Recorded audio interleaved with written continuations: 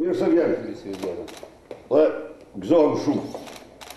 Urimet më të përzemëta për suksesin e jashtëzakonshëm. Ky është urimi i kryeministrit Sali Berisha në pritjen e rezervuar për kampionin e botës në taj dhe kickboxing Ismail Keta.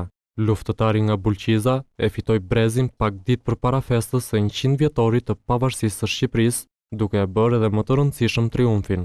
Keni artësua emrin e shqiptarit dhe kjo është një nder krenari për ne. Në shenjë vlerësimi, kryeministri Berisha i dhuroi Ismail Ketës monedhën e argjend të prodhuar nga Banka e Shqipërisë me rastin e festës jubilare. Monedha një anë ka shqiponjën, në këtë anë është teksti. Në monedhë janë edhe emrat e të gjithë firmëtarëve të deklaratës së pavarësisë. Gjithashtu, kryeministri i premtoi kampionit të taj dhe kickboxing mundësinë për ta mbrojtur titullin botror në Tiranë. Shumë. Faleminderit shumë.